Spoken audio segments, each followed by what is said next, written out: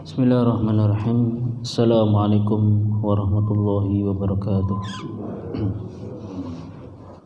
Alhamdulillah hamdan katsiran thayyiban mubarakan fih kama yuhibbu rabbuna wa yardah. Asyhadu an la ilaha illallah wahdahu la syarika lah wa asyhadu anna Muhammadan abduhu wa rasuluh. Qala Allah ta'ala fi kitabihil karim, ya ayyuhalladzina amanu taqullaha haqqa tuqatih wa la tamutunna illa wa antum muslimun. Amma ba'd. Kaum muslimin muslimat rahimani wa rahimakumullah. Alhamdulillah, kembali kita bersyukur kepada Allah Subhanahu wa taala atas segala kenikmatan yang Allah curahkan kepada kita sehingga pada malam hari ini kita dapat melanjutkan kajian kita dari Syarah Arba'in An-Nawawi. Kita sampai hadis yang ke-15. Qala al-mu'allif rahimahullah al-hadisul khamis ashar an Abi Hurairah radhiyallahu anhu anna Rasulullah sallallahu alaihi wasallam qala man kana yu'minu billahi wal yawmil akhir falyaqul khairan aw liyasmut wa man kana yu'minu billahi wal yawmil akhir falyukrim jarahu wa man kana yu'minu billahi wal yawmil akhir falyukrim dhaifahu. Rawahul Bukhari wa Muslim. Hadis yang ke-15 dari sahabat Abu Hurairah radhiyallahu anhu bahwasanya Rasulullah sallallahu alaihi wasallam bersabda, man kana yu'minu billahi wal yawmil akhir, barang siapa yang beriman kepada Allah dan hari akhir, falyaqul khairan aw liyasmut, hendaknya dia berkata yang baik atau diam. Wa man kana yu'minu billahi wal yawmil akhir, dan barang siapa yang beriman kepada Allah dan hari akhir, falyukrim jarahu, hendaknya dia memuliakan tetangganya. Wa man kana yu'minu billahi wal yawmil akhir, dan barang siapa yang beriman kepada Allah dan hari akhir, falyukrim dhaifahu, hendaknya dia memuliakan tamunya. Rawahul Bukhari wa Muslim. Hadis riwayat Imam Bukhari dan Muslim. Ma'asyiral muslimin rahimakumullah. Di sini pensyarah Syekh Abdul Muhsin bin Hamad Al-Abad Al-Badr mensyarah atau menjelaskan hadis ini ada beberapa poin. Poin yang pertama adalah jama Rasulullah sallallahu alaihi wasallam baina dzikril iman wa billahi wal iman bil yaumil akhir fi hadhil umuri thalathah. Dalam hadis ini Rasulullah sallallahu alaihi wasallam mengumpulkan, itu menyebutkan iman kepada Allah dan iman kepada hari akhir dalam tiga perkara ini. Jadi barang siapa beriman kepada Allah dan hari akhir, hendaknya dia berkata yang baik atau diam. Kemudian barang siapa yang beriman kepada Allah dan hari akhir, hendaknya dia memuliakan tetangganya. Barang siapa yang beriman kepada Allah dan hari akhir, hendaknya dia memuliakan tamunya. Poin yang pertama, di sini Rasulullah mengumpulkan antara beriman kepada Allah dan iman terhadap hari akhir dalam tiga hal ini, mengaitkan dengan dua keimanan ini.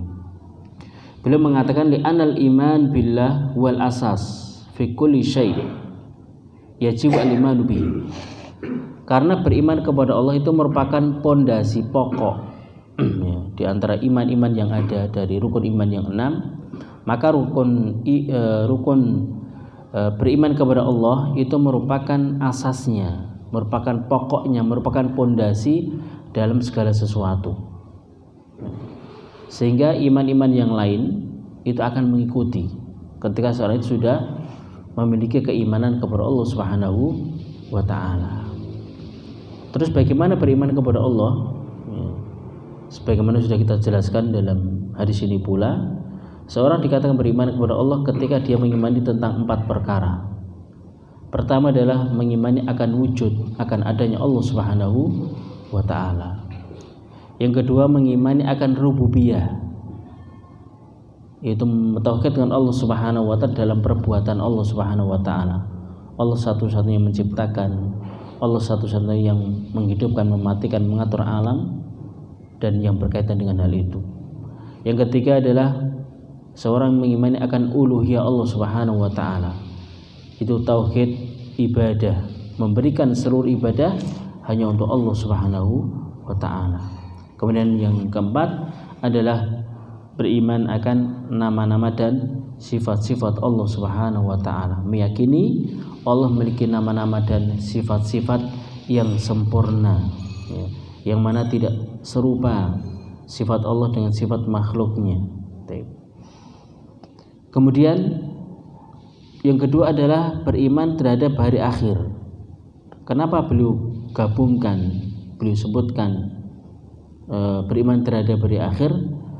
Fa fi at-tadhkir al-mi'ad wal jaza' al-amal.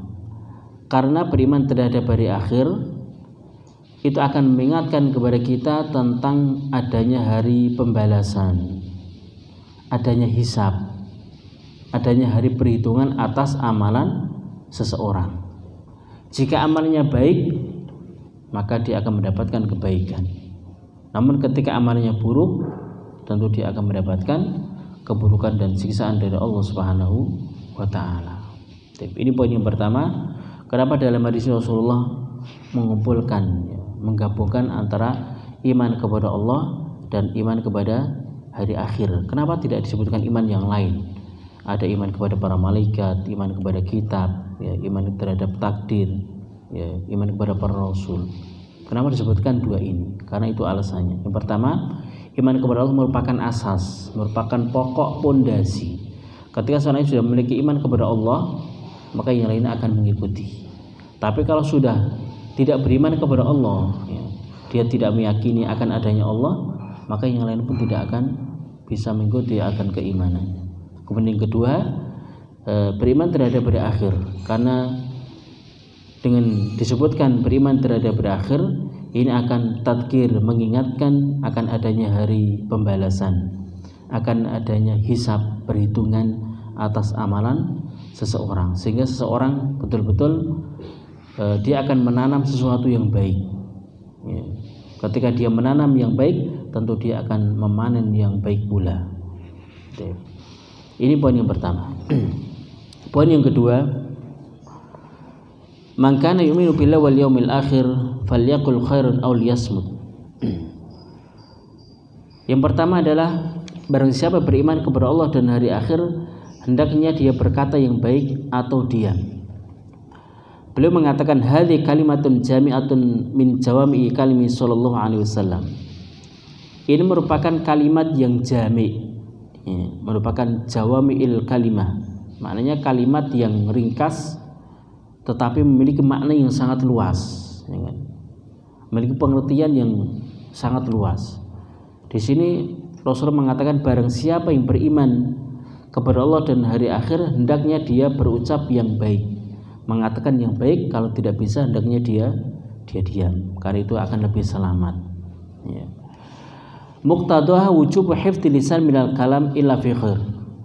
Konsekuensinya dari hadis ini atau lafaz yang pertama ini adalah wajibnya seorang itu menjaga lisan dari berbicara, kecuali apa yang dia katakan itu adalah perkara yang baik, perkara yang membawa manfaat, perkara yang membawa pahala, perkara yang membawa kebaikan.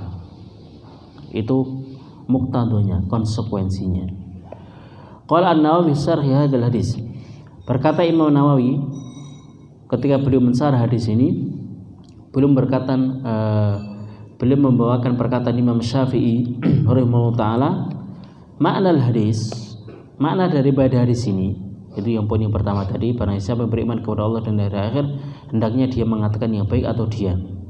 Apa maknanya? Beliau mengatakan idza arada ayatakallam falyufakkir fa in dhahara anna la dharar alaihi takallam wa in dhahara anna fi dharar wa syakka fi amsaka. Makna di sini beliau mengatakan apabila seseorang ingin berbicara, mengucapkan sesuatu, falyufakkir, hendaknya dia pikirkan dulu. Ya, dia berpikir dulu apa yang mau dia ucapkan.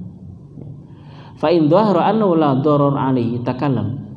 Jika nampak ya, apa yang akan diucapkan itu tidak berbahaya, ya, maka berbicaralah.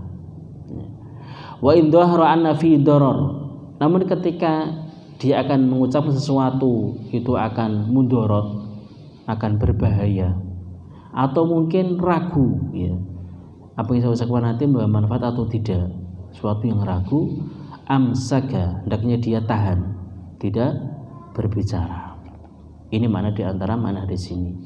Sehingga seorang ketika ingin mengucapkan sesuatu, berkata sesuatu, hendaknya falyufakir, hendaknya dia pikirkan apakah lesan ataupun ucapan yang keluar dari lesannya itu akan berbuah kebaikan atau justru akan mengantarkan kepada kebinasaan. Nah, ini. Waqala al-Imam Jalil Abu Muhammad bin Abi Zaid Imam al-Malikiyah bil Maghrib fi zamanihi. Berkata Imam Jalil Abu Muhammad bin Abi Zaid Imam Malik atau Imam Malikiyah pada zamannya, beliau mengatakan jami'u adabil khair tatafar'u min arba'ati ahadits, bahwasanya seluruh adab-adab kebaikan ini bercabang dari 4 hadis. Maknanya masalah adab kebaikan, ya, ataupun tata krama, ya, ini muncul dari 4 hadis. Di antaranya adalah hadis ini, ya. Ketika seorang ingin memiliki akhlak yang baik, ya, akhlak yang mulia, adab yang baik, maka hendaknya dia memahami tentang hadis ini, karena ini merupakan di antara yatafarra, ya, cabang daripada perkara-perkara berbicara tentang adab. Itu apa? Hendaknya dia menjaga lisannya, karena Nabi mengatakan man kana yu'minu billahi wal yawmil akhir falyaqul khairan aw liyasmut. Barang siapa yang mengaku beriman kepada Allah dan hari akhir, hendaknya dia mengatakan perkataan yang baik atau dia diam. Ini hadis yang pertama. Hadis yang kedua adalah min husni islamil mar'i tarku ma la ya'ni. Yang mungkin ini sudah kita baca. Min husni islamil mar'i, termasuk bagusnya Islam seseorang adalah tarku ma la ya'ni, meninggalkan sesuatu yang tidak bermanfaat. Ini hadis yang kedua yang akan berbicara berkaitan dengan adab. Ketika seorang ingin memiliki adab yang baik, maka hendaknya dia memahami hadis ini.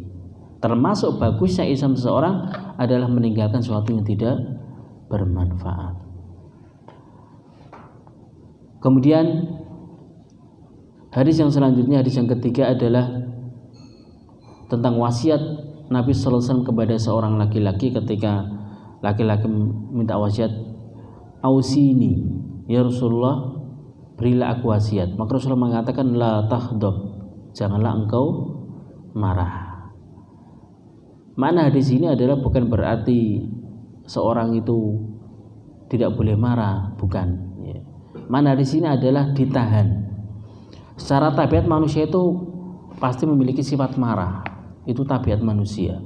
Tetapi hadis ini maknanya adalah bukan berarti seorang itu tidak boleh marah. Seorang akan, ya, untuk tidak marah tidak bisa.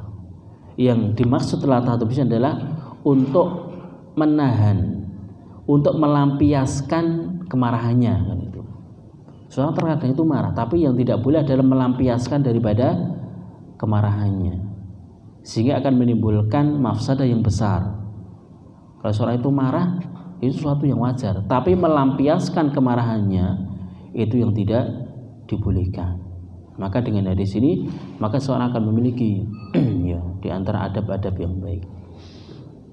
Kemudian hadis yang keempat adalah la yu'minu ahadukum hatta yuhibba li akhi ma yuhibbu li nafsihi. Itu hadis yang berkaitan dengan yang mungkin sudah kita baca.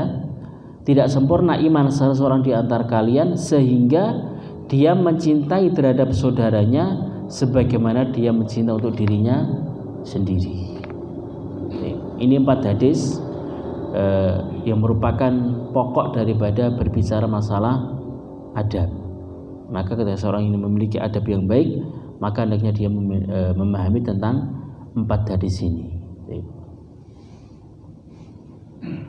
Kemudian poin yang ketiga, di sini Nabi sallallahu alaihi wasallam mengatakan man kana yu'minu billahi wal yawmil akhir falyakul khairan. Ya. Barang siapa yang beriman kepada Allah dan hari akhir, hendaknya dia mengatakan khair, kebaikan. Khair di sini lawan daripada asar, keburukan, atau juga bermakna khairun, maknanya perkataan yang lebih baik. Jadi bisa bermakna dua, yaitu khair itu lawan dari kebaikan, atau khairun bermakna isim tafdil.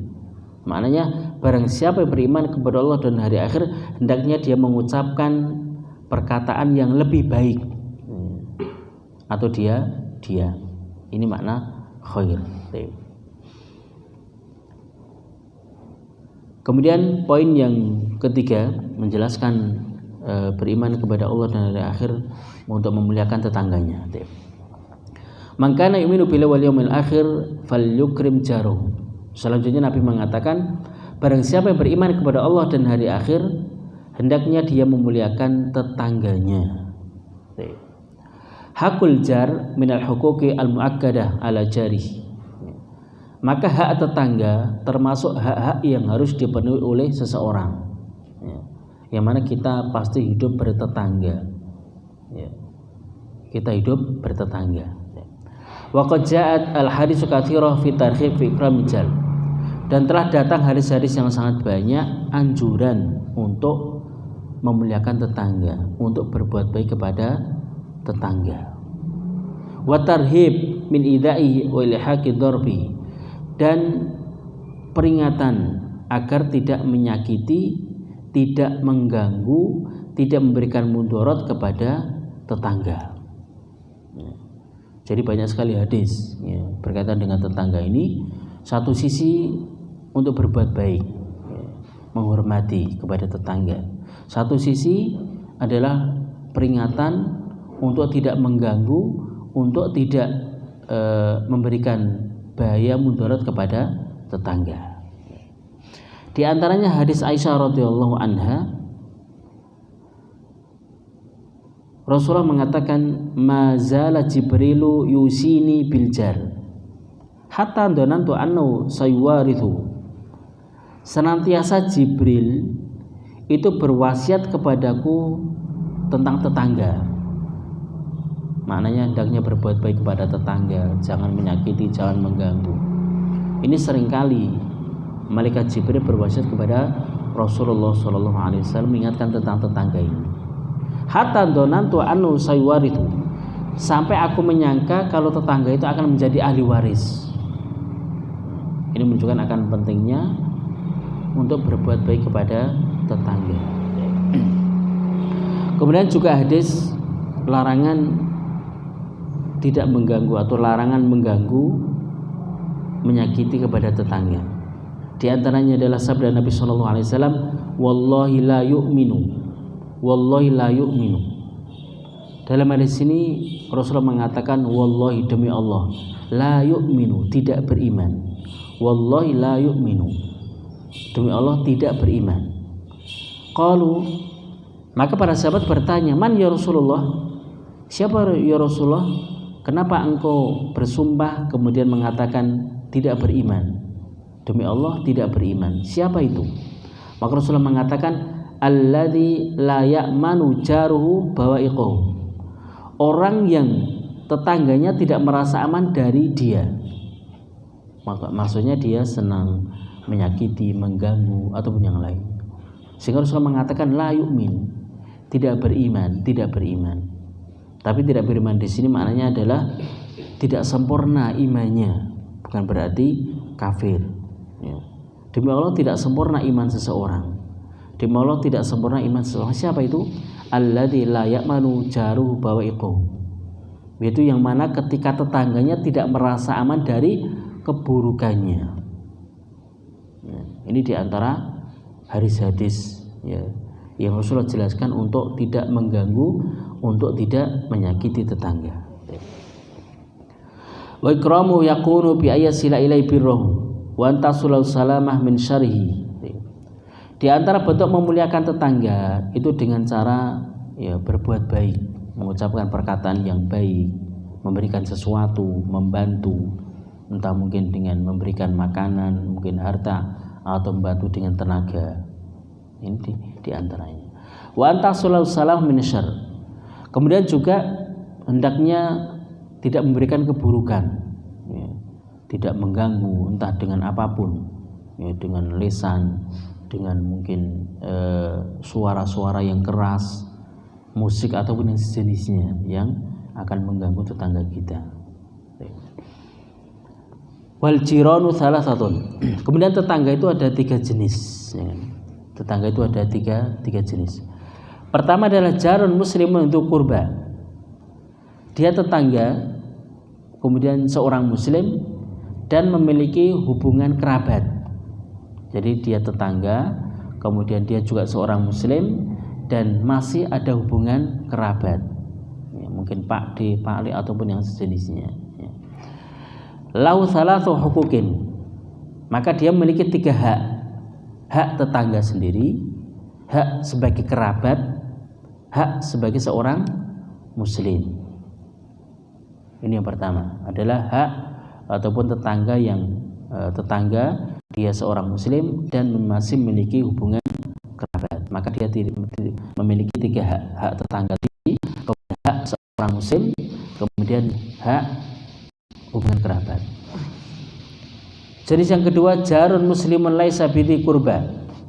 Jenis yang kedua adalah seorang tetangga muslim tapi tidak memiliki hubungan kerabat.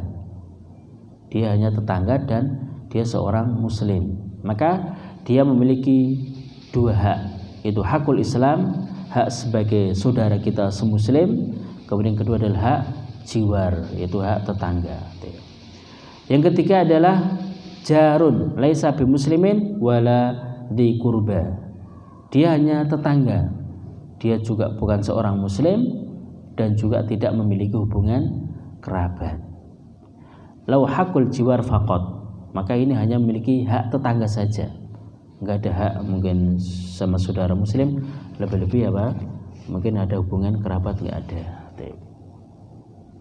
Ini diantara 3 jenis tetangga. Kemudian wa ulal jiron bil ihsani man yakun aqrab baban. Kemudian tetangga mana yang paling utama yang kita berbuat baik. Tetangga kan banyak, ya kan. Ada di samping, di depan, ya, samping kanan, samping kiri, di belakang, kan itu.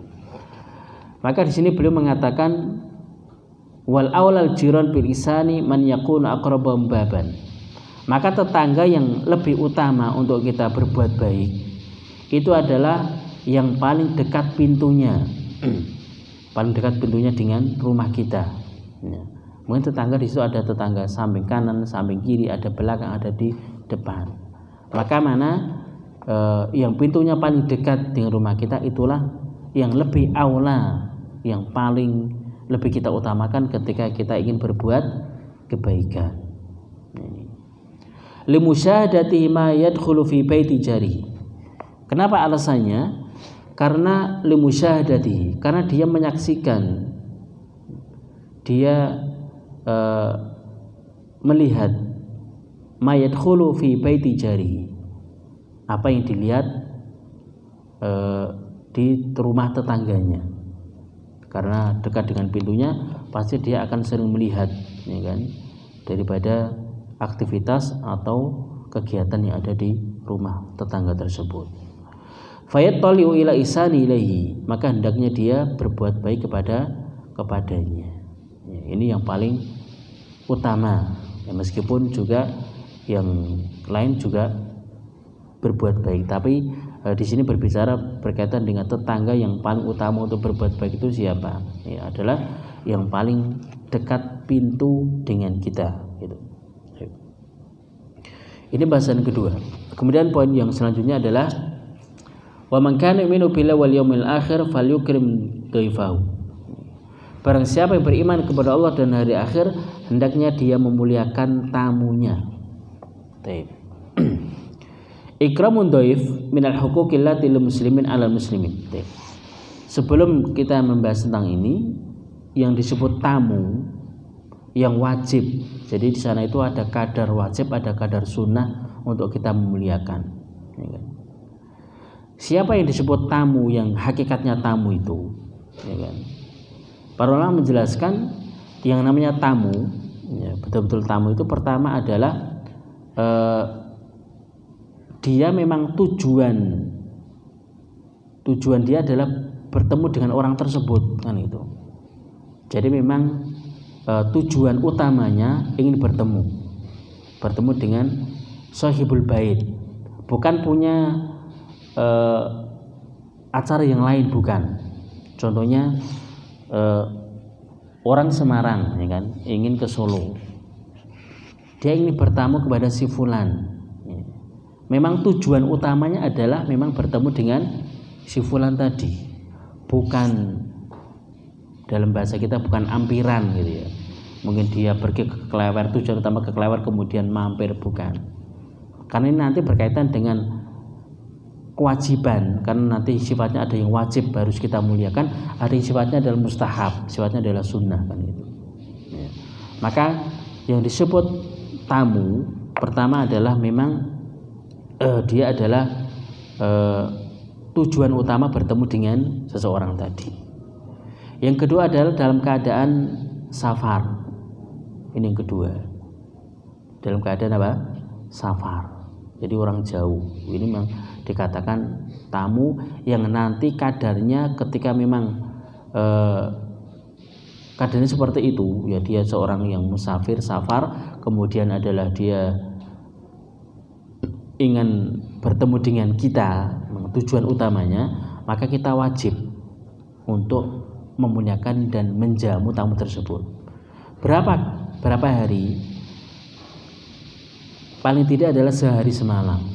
Apa yang dibutuhkan, mungkin dia butuh penginapan, yang kita harus untuk menyiapkannya, kan itu. Tapi itu tadi, ya, kadarnya adalah memang tujuan utamanya bertemu dengan kita, dan dia termasuk orang yang istilahnya jarak safar. Itu. Adapun sekedar mungkin jarak dekat, kan gitu ya, maka itu namanya adalah ziarah. Lebih tepat kepada apa? Berkunjung.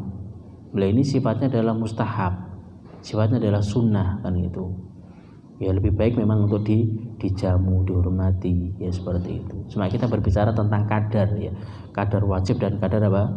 Mustahabnya. Ini. Kembali ke hadis ini. Barang siapa beriman kepada Allah dan hari akhir, hendaknya dia memuliakan tamunya. Ikramun dhauf minal huquq allati lil muslimin al muslimin. Maka memuliakan tamu termasuk di antara hak orang muslim kepada muslim yang lainnya. Wa huwa min makarimil akhlaq. Ini termasuk akhlak yang mulia.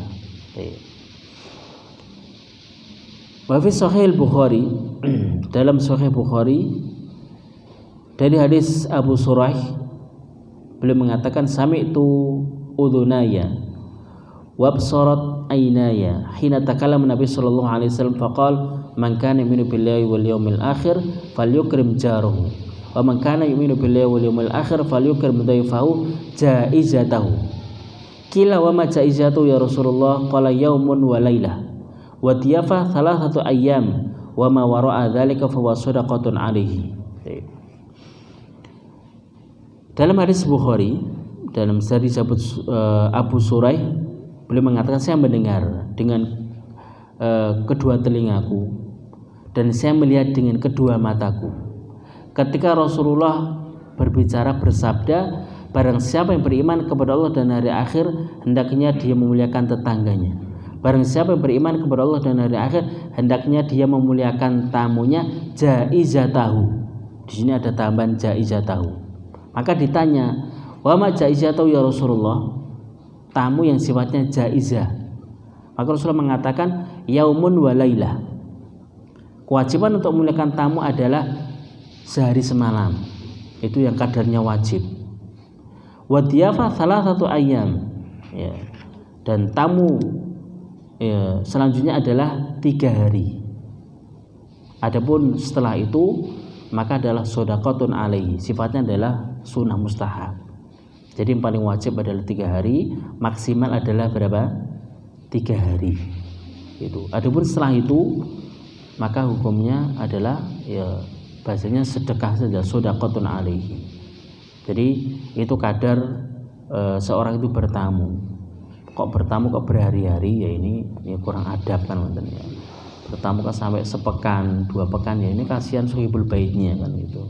Ya, maka seorang harus juga memahami ketika bertamu.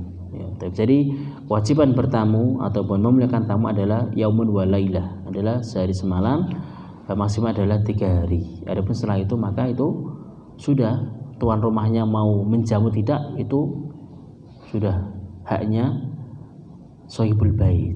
Dan orang bertamu juga harus tahu diri kan teman-teman. Tapi ini diantara poin-poin yang boleh dijelaskan dalam hadis ini. Kemudian faedah mimma yustafad bil hadis, faedah dari hadis ini pertama adalah at-targhib fil kalam fi ma huwa khairun, anjuran untuk berbicara sesuatu yang baik, ya kan? Sehingga betul-betul apa yang keluar dari lisan kita itu membawa pahala, membawa kebaikan, tidak sebaliknya akan menjerumuskan kepada kita kepada kebinasaan dan dosa.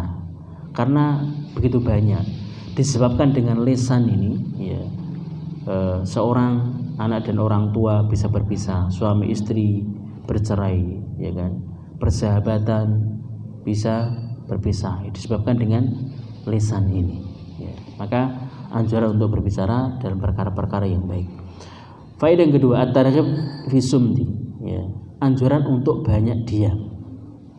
Idza lam yakun takallum bi khairin, apabila memang berbicara itu tidak ada kebaikannya, maka diam itu lebih selamat, ya, diam lebih selamat.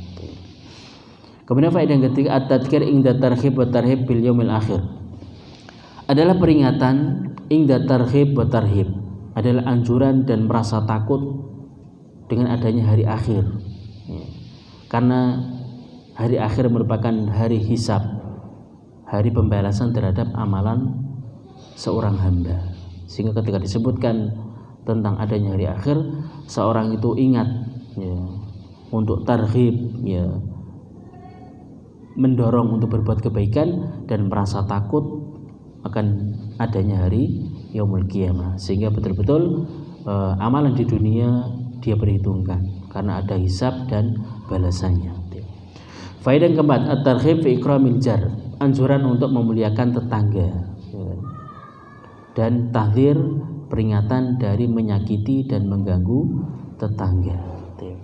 Kemudian faedah yang terakhir yang kelima, al-hathu ala ikramid dhaif wal ihsan ilaihi, anjuran untuk memuliakan tamu dan berbuat baik kepada tamu. Ini diantara ringkasan daripada hadis ke-15 ini. Mungkin ini dapat kita sampaikan, mudah-mudahan bermanfaat. Mungkin banyak kurang dan khilafan, kami mohon maaf sebesar-besarnya. Wa akhiru da'wana subhana bihamdik asyhadu an la ilaha illa anta astaghfiruka wa atubu ilaik. Assalamualaikum warahmatullahi wabarakatuh.